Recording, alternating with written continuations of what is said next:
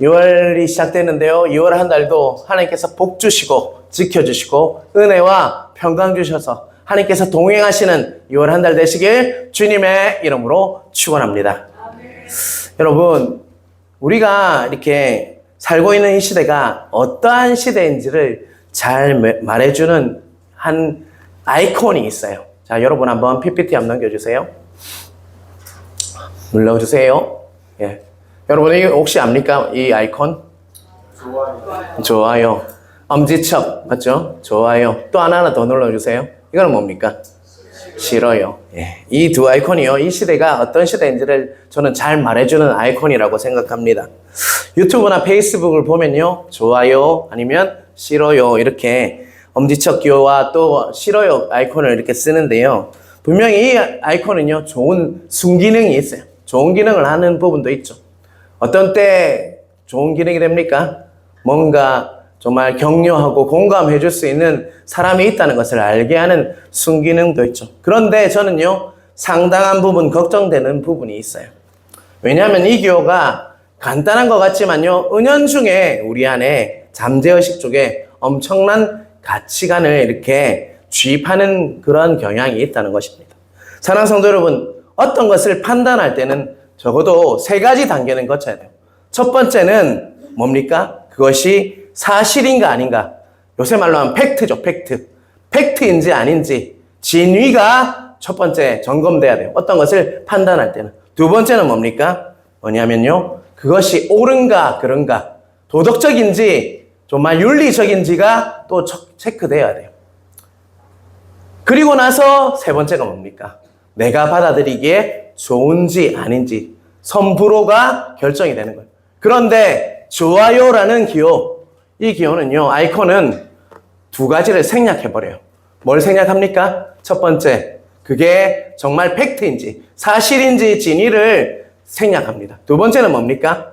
또 제가 조금 전에 말씀드렸죠. 그것이 윤리적으로 맞는지 도덕적으로 맞는지를 생략해버리고 그냥 내가 받아들이기에 좋으면 된다라고 여기게 하는 경향이 있다는 것입니다. 그래서 우리가 사실과 옳음을 잃어버렸어요. 굳이 내한테만 맞으면 안 돼요. 내가 선호하는 것, 내 감성에 맞는 것, 내 감정에 호소하는 글이 다 사실이다라고 받아들이는 경향이 있다는 것입니다. 여러분, 우리 아이들이요, 이 일을 엄청 많이 해요. 그러다 보면 뭐가 마비되어 버릴 것 같습니까? 이게 진짜 팩트인지, 이게 진짜 옳은 것인지가 생략되어 버리고 그냥 나한테 맞으면, 그죠? 그게 진실이라고 믿어버리게 되는 그런 악영향을 끼칠 수 있다라는 것을 저는 경험하게 된다는 것입니다. 여러분이 보시기에도 여러분은 어떤 영향을 미치고 있는 것 같습니까? 이 세상은 이렇듯 사실과 옳음이 다 생략되고요, 오직 이성과 논리는 필요 없고 감성에만 호소하는 시대가 지금의 시대라는 것이죠. 사실 자체는 필요 없어요. 옳고 그름도 필요 없어요. 그냥 내 마음에 들면 좋고 그렇지 않으면 싫은 시대가 이 시대라는 것을 꼭 기억하시길 바랍니다. 우리는 이런 시대에 살고 있다는 것입니다. 그렇다면 우리는 이런 시대에 살고 있는 우리는 어떻게 신앙생활을 해야 할지를 우리는 이렇게 결정해야 한다는 것이죠.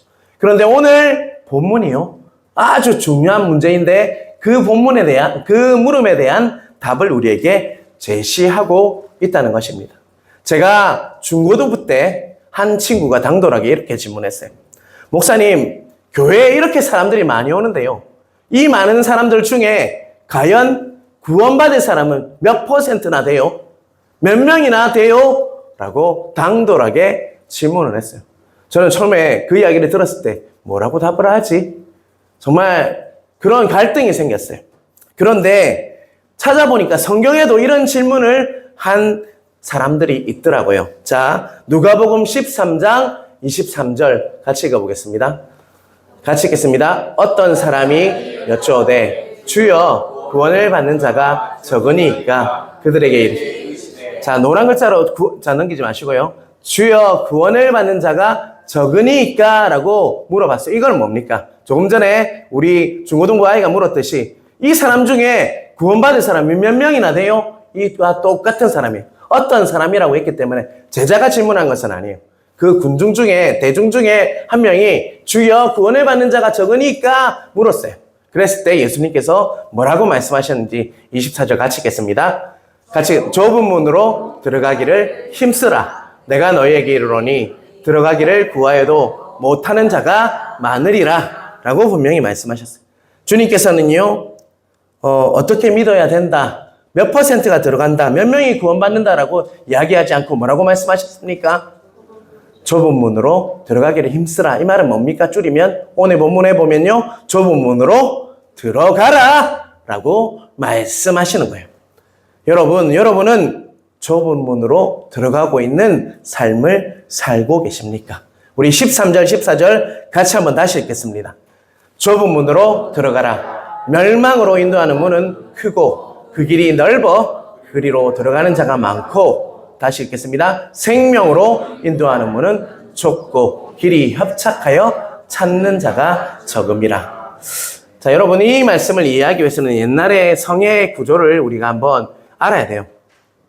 여러분 숭례문, 남대문, 이런 동대문 이런 거 보신 적 있죠?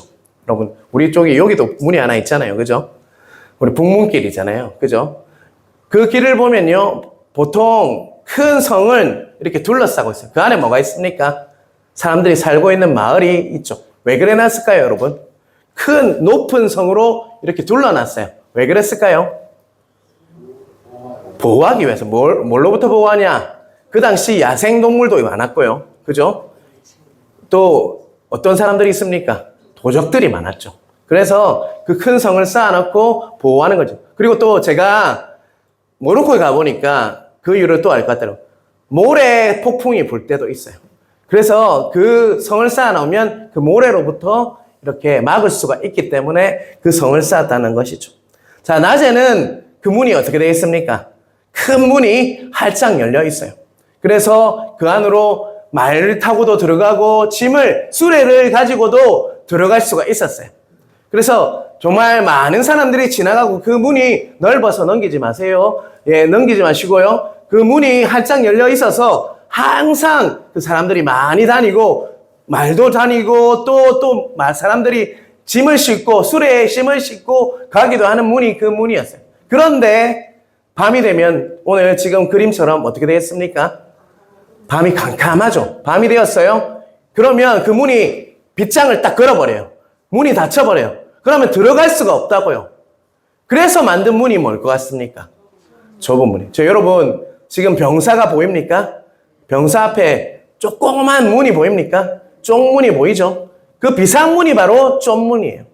자, 여러분 그 문은요 어떤 성격이 있냐면 너무 작아요. 저 같은 사람은 정말 이렇게 해야지만 들어갈 수 있는 그런 문이에요. 그리고 문이 키가 맞습니까? 안 맞습니까?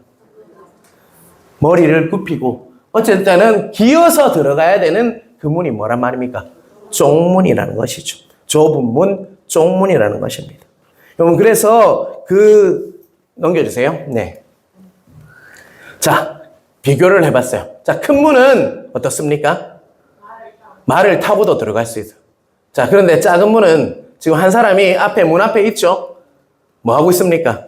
들어가려고 하는데 좁아서 협착해서 너무 들어가는데 수고해야 돼요. 힘들어요. 저 같은 사람은 더 힘들었을 거예요. 막 이렇게 해야지 들어갈 수 있고, 또 키가 안 맞으니까 이렇게 무릎을 굽혀야지만 들어갈 수 있어요. 그리고 옆에 뭐가 보입니까, 여러분? 오른쪽에요? 말 타고도 들어갈 수 없어요. 말에서 내려야 돼요. 그리고 자신이 들고 온 짐은 어떻게 됩니까? 내려놔야 돼요. 근데 그 문을 언제 들어간다고요? 밤에 들어오니까 들어가는 사람이 어떤 마음을 가졌을 것 같습니까?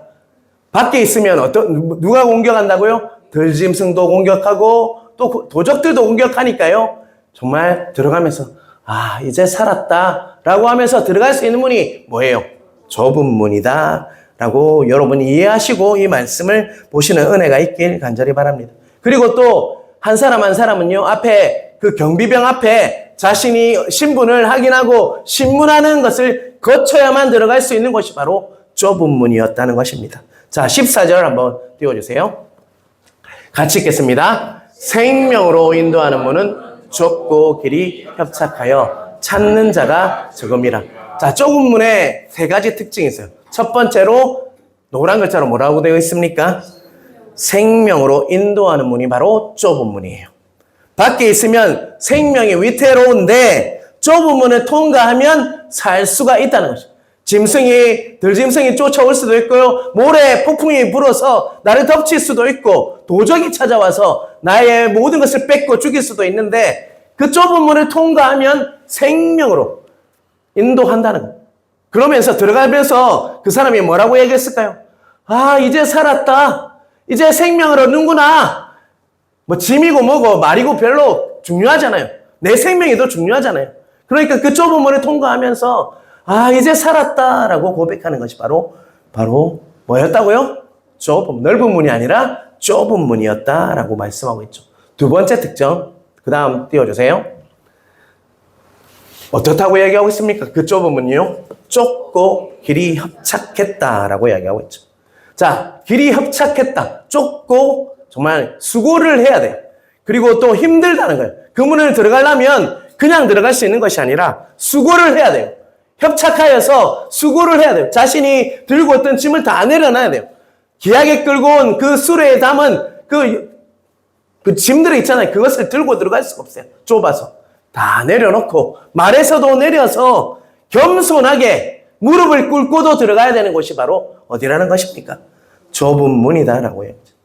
제가 늦었는데 죄송합니다라고 말을 해야 되겠죠. 아이고, 지키고 있는 사람이 왜 이렇게 늦게 왔어요? 이렇게 하면 자존심이 상하지만 아이고 죄송합니다. 한 번만 들어보내게 해주세요. 자존심을 다 꺾어야 돼요. 자신이 있는 그 모든 것들을 다 내려놓아야 되는 그 길이 뭐라는 것입니까? 그 문이 뭐라는 것입니까? 좁은 문이다. 자신의 짐을 다 내려놓고 일일이 다 검사를 받아야 돼요. 중요한 것들이 있을 수도 있잖아요. 그 몸에 있는 것들 다 보고 뭐 있는지 보면서 혹시나 위험한 물건이 있을까봐 다 해야 돼요. 자존심 상하고 힘들지만 좁은 문이기 때문에 들어가야 돼요. 그 안에 들어가야지 뭐가 있습니까? 생명을 얻을 수 있다는 것이죠. 제가 모로코로 선교사에 있을 때 3개월마다 비자 갱신을 해야 됐어요. 그러면 다른 나라를 갔다 와야 돼요. 모로코에서 제일 가까운 나라가 스페인이었습니다.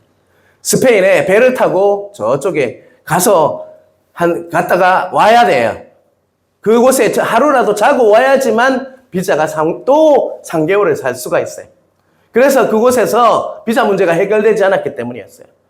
그래서 들어올 때 그 이미그레이션 하는 그 정말 사람들이 어떻게 하는 줄 아십니까? 출입국 관리를 하는 사람이 괜히 시비를 거는 거예요.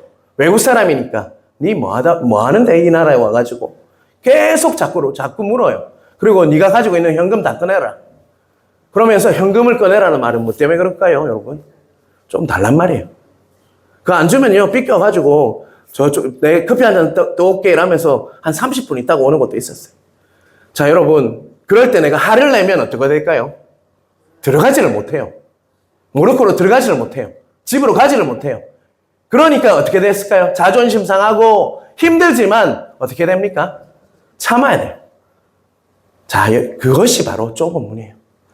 내 성질 다 내고 내가 이런 사람인데 네가 어떻게 내한테 그런 말 못해요. 들어가야지 살 수가 있어요. 그 문이 뭐란 말입니까? 좁은 문이라는 것이죠. 그래서 들어가면 어떤 마음이 들 것 같습니까? 저도 이미그레이션 통과하고 나면요, 하나님 감사합니다. 또 3달을 넘길 수 있군요. 라고 하면서 감사하고 또 감격스러웠던 것이 그 좁은 문과 같은 통과 의례였어요. 여러분, 좁은 문은 좁고 길이 협착하지.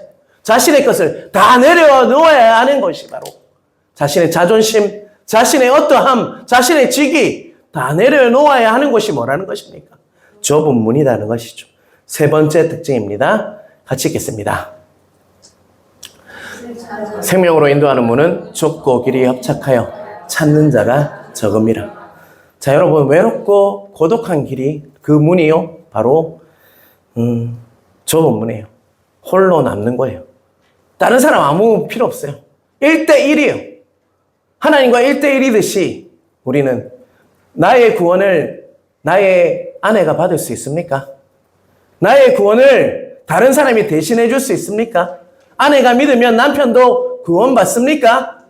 절대 그렇지 않죠. 하나님과 1대1이 바로 좁은 문이에요. 찾는 자가 적음이라. 하나님과 1대1 관계에서 주어지는 것이 바로.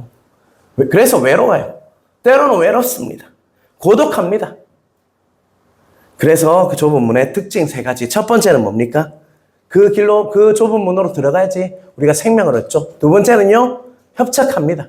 좁고 길이 협착하죠. 찾는 자가 적다. 3번째 특징. 여러분 꼭 이해하시길 바랍니다.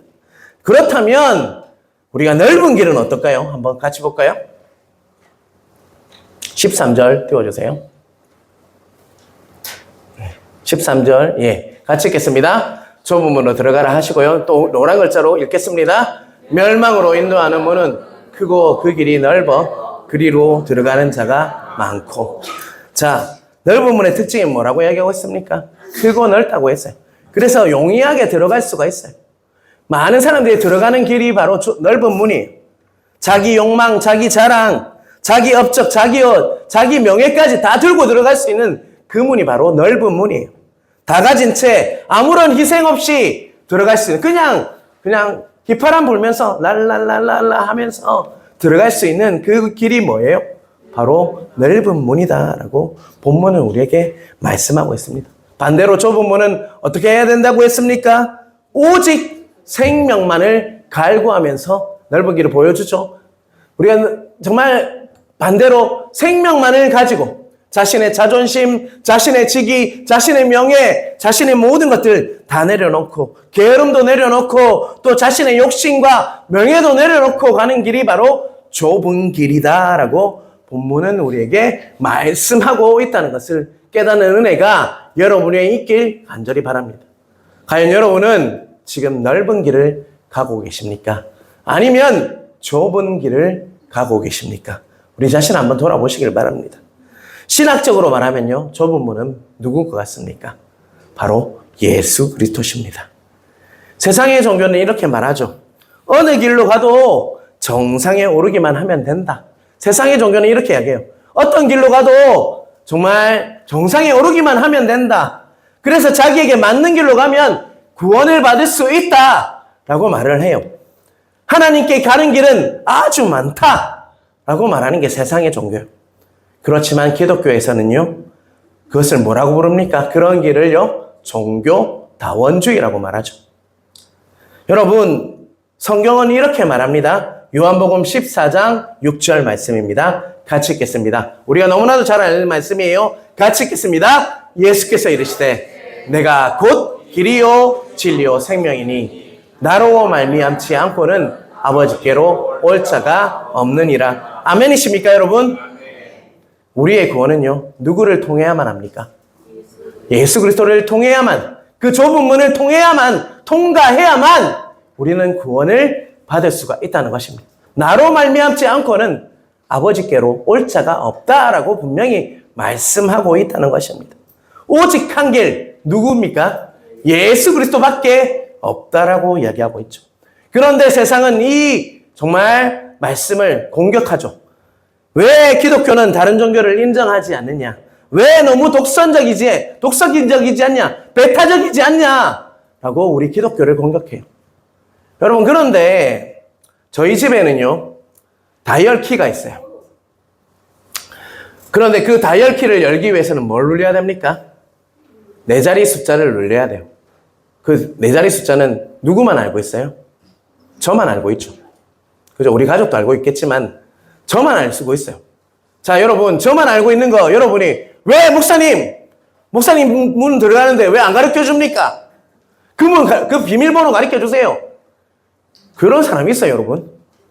내가 집으로 통과하기 위해서는 그 비밀번호는 나에게만 있는 거예요. 내 권리는 그거는 나에게만 있는 거죠. 그 비밀번호를 알고 있느냐 없느냐의 문제죠. 그게 뭡니까? 진리의 문제잖아요. 본질의 문제잖아요. 그걸 배타적이다, 정말 독선적이다 말하는 것은요, 어찌 보면 잘못된 것이라는 것입니다. 우리는 예수 그리스도로 말미암아 구원을 받는 그러한 자로 우리를 불러주셨다는 것입니다. 우리가 예수님을 믿어야 하지만 유일한 비밀번호를 예수 그리스도라는 그 비밀번호를 눌러야지만 우리는 구원의 길을, 좁은 길을 통과해야지만 구원받을 수 있는 사람들로 우리를 불러주셨다는 것입니다. 여러분, 그 구원의 길은요, 여러 사람이 함께 가는 길이 아니라 하나님과의 1:1 관계에서 하나님을 만나고 예수 그리스도를 믿을 때 우리에게 주어지는 구원의 은혜가 있다는 것을 꼭 기억하시는 여러분 되시길 주님의 이름으로 축원합니다. 여러분에게 여러분을 위해서 꼭 기도합니다. 여러분이 예수 그리스도를 만나는 은혜가 있길 주님의 이름으로 축원합니다. 예수 그리스도 그냥 믿는 게 아니라요, 예수님 잘 믿는 성도들이 되길 주님의 이름으로 축원합니다. 여러분, 오늘 계속적으로 말씀드릴 건데요, 좁은 길을 간다는 것은요, 대충 믿는 걸 말하는 게 아니에요. 예수님을 제대로 믿는 걸 말합니다. 우리 예수 믿는 사람 중에도요, 좁은 문에 대한 오해가 있습니다. 나는 예수 믿습니다. 한마디만 해보십시오. 그러면 예수 믿는 게 되니까 천국 갈 수 있습니다. 이야기 들어보셨어요? 안 들어보셨어요? 여러분, 내가 말로 예수 믿는다고 하면 구원을 받습니까? 한번 생각해 보세요. 내가 입으로 고백하면 그게 구원받는 백성입니까? 왜 대답이 없으십니까, 여러분? 입으로 믿는다라고만 고백만 하면 그게 예수 믿는 사람입니까?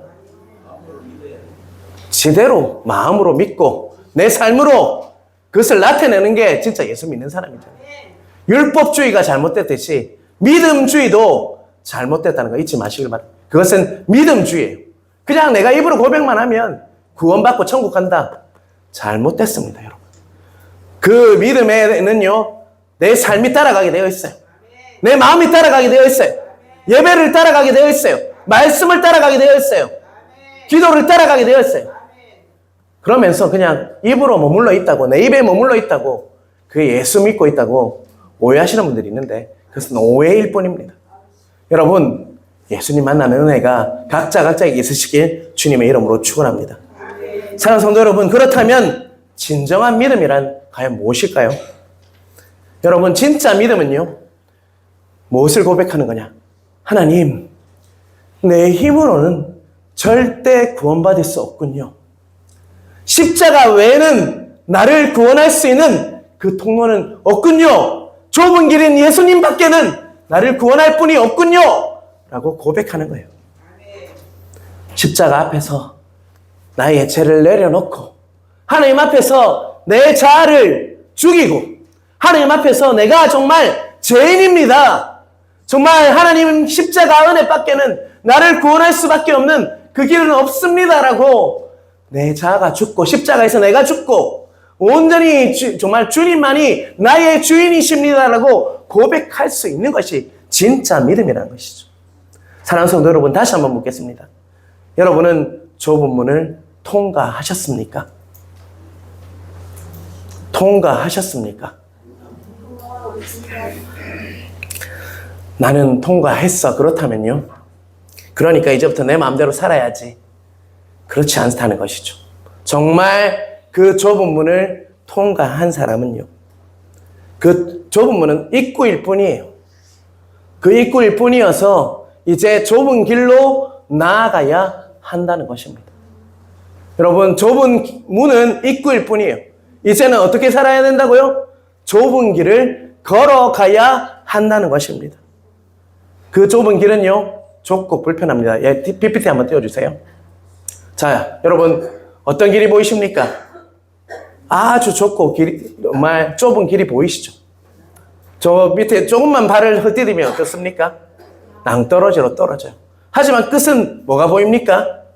빛이 보이죠. 아주 불편한 길이에요. 협착한 길이에요. 좁은 문이 협착했듯 좁은 길도 협착합니다.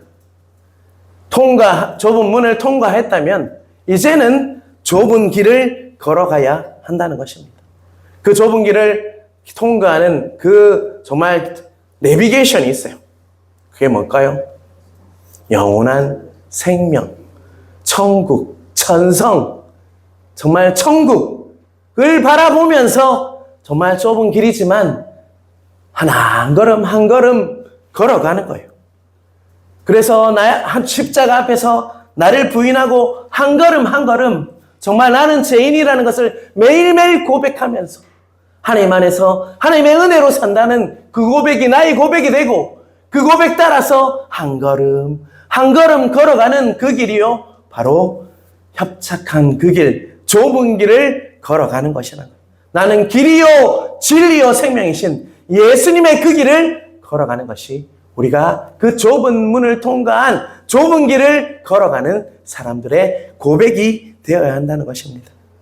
그런데 많은 분들이 신앙생활을 하면서 이 영원한 생명에 너무 많은 다른 것들을 정말 바라보며 살아가는 사람들이 너무 많다는 것이죠. 하나님의 능력으로 재물도 가지고 싶고 또 하나님의 능력으로 자녀들도 잘 되길 원하고 자녀도 세상적으로 다 유명해지고 또 사람들의 칭찬과 박수갈채를 받기를 원하면서 영생을 이제 좁은 문 통과했으니까 멀리 보인다. 자꾸 다시 그 좁은 문 앞에서 내려놓았던 그 짐들을 다시 지기 시작한다.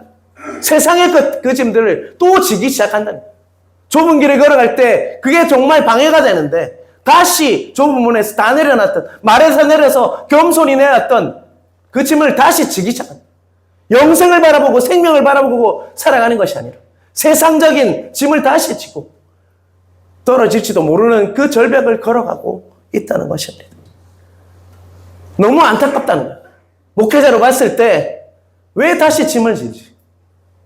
왜 영생을 생명만을 의지하고 나아가지 못하지? 라는 저런 안타까움이 있다는 것입니다. 신앙생활 하면서 이런 이야기 들어보셨을 거예요. 꼭 그렇게까지 하면서 믿어야 되냐? 대충 해라 좀. 적당히 신앙생활 하면 되지. 왜 그렇게 교회에 아침에도 가고 새벽에도 가고 금요일에도 가고 수요일에도 가고 왜 그렇게 하냐? 좀 적당히 해라. 여러분 그렇게 말하고 그렇게 받아들이는 사람 안에 뭐가 있다는 거예요? 아직도 넓은 길을 사모하는 마음이 있다는 거예요. 여러분 분명히 오늘 누가복음 3장 24절 다시 한번 읽어볼까요? 누가복음 3장 24절 말씀입니다. 같이 읽겠습니다.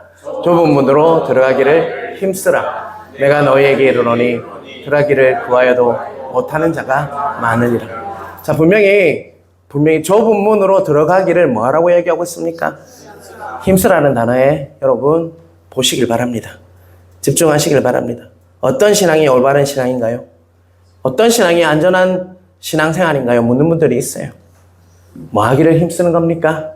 좁은 문으로 들어가기를 힘쓰는 것이 가장 올바른 신앙이고 가장 안전한 신앙임을 깨닫는 은혜가 있길 주님의 이름으로 축원합니다. 사람마다 좁은 문의 그 수위는요, 기준은 다를 수가 있습니다. 하지만 가능한 좁은 문으로 들어가려고 최선을 다하도록 여러분 그런 태도가 필요하다. 좁은 길을 가려고 나름 애쓰고 힘쓰고 몸부림칠 때 우리는 바른 신앙의 길을 걸어갈 수가 있다는 것입니다. 과연 어떤 분들이 좁은 문을 걸어가고 있는지 그 명확한 기준은요, 성령님께서 여러분에게 각자에게 말씀해 주실 거예요. 여러분 오늘 여러분은 주일에 예배를 하러 나왔어요. 여러분 혹시 그 예배에 적용한다면 좁은 문을 간다는 것은 어떤 것일까요, 여러분? 지금 여러분 예배를 드리는 순간에도 여러분 좁은 문으로 들어가려고 힘써야 한다는 건데 자기가 여러분 가지고 있는 모든 것들 있죠. 여러분이 생각하는 것, 가득 차 있는 생각들, 그리고 또 계급장, 여러분들이 가지고 있는 계급장이 있잖아요. 저는 목사라는 계급장이 있어요. 여러분 하나님 앞에서는요 좁은 문으로 간다는 건 다 떼는 거예요. 목사로서 내가 진짜 예배를 드린다는 거는요, 목사니까 그냥 대충 예배 드려야지, 넓은 문으로 가야지, 이거는요 계급장 떼는 게 아니에요. 또 수많은 생각들이 있잖아요. 여러분 좁은 문으로 간다는 거 다 내려놓어. 짐을 내려놓는 거예요. 하나님 앞에서 1대1로 벌거벗은 모습으로, 죄인의 모습으로 하나님 은혜가 필요합니다. 하나님 은혜 외에는 내가 살 수 없습니다. 이런 예배를 드린 게 진짜 좁은 문으로 가는 예배라는 것입니다. 그러한 은혜가 여러분 위에 있길 간절히 바랍니다. 자신의 인생의 계급장, 그리고 자신의 명함을 다 내려놓고요. 하나님 앞에 오직 하나님의 아들, 딸로 서시는 은혜가 있길 간절히 바랍니다. 저는 주의 음성을 이 말씀을 통해서, 이 예배를 통해서, 찬양을 통해서 듣기를 원합니다. 하나님 1대1 관계에 있어서 하나님을 만나길 원합니다.